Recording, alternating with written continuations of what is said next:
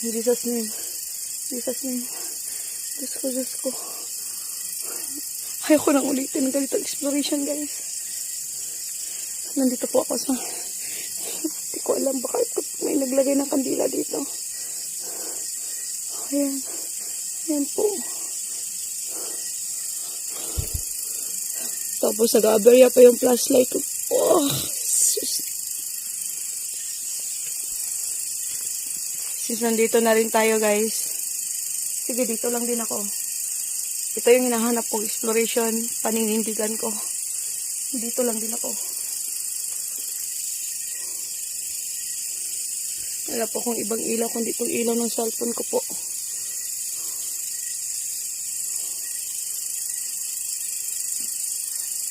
Kung mayroon mang living dito sa kinatatayuan ko, sorry, pero hindi ako aalis dito.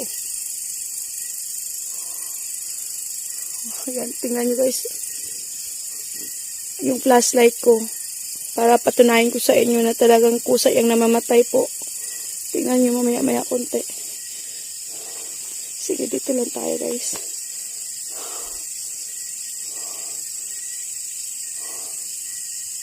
Hindi ko alam kung ito na ba yung sementeryo. Talagang tinatakot.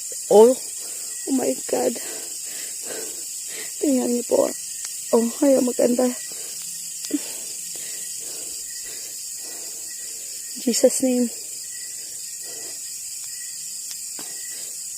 Ayaw talaga.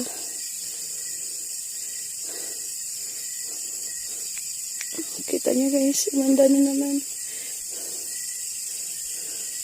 Sige po para makatali niyo po na mamatay po talaga yung kusa, yung flashlight ko guys.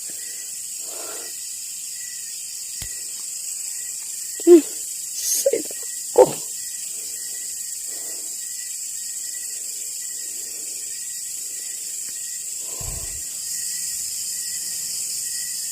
Wala akong pakialam kung mayroong makunan sa video ko, mas mabuti na ganun.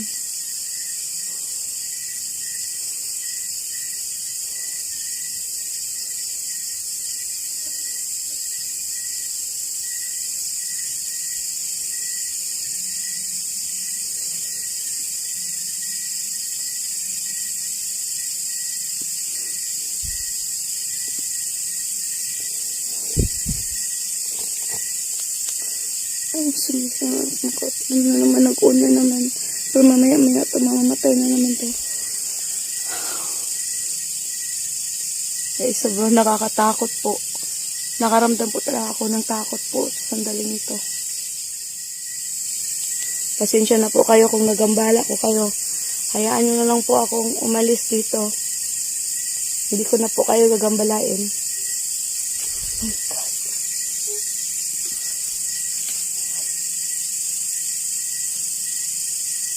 Sino mga kaluluwa, kung nagambala ko man kayo, pasensya na, paalisin nyo lang ako dito.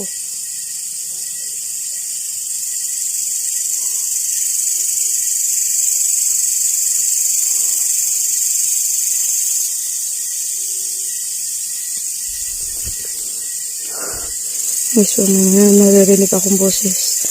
Siguro, ito yung sign na hindi na ako pwedeng bumalik dito guys. Sagrado siguro ang lugar na ito para sa kanila at ayaw nilang may sino man pong pumasok at gumambala dito. Naiintindihan ko na po. Pakiramdam ko yung nakita kong mga lumulutang na kandila po. Mga sign po yun na hindi ako patutuloyin sa doon talaga po sa sementeryo. Hindi ko nga alam kung dito ba sa kinatatayuan ko po ay sementeryo na rin po ito.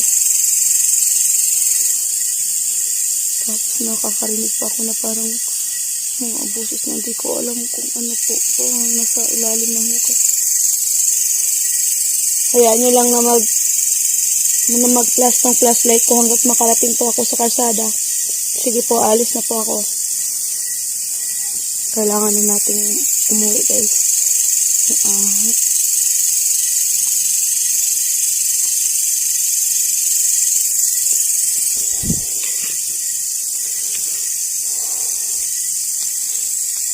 Ayan guys, nag-anda na. Ayan po.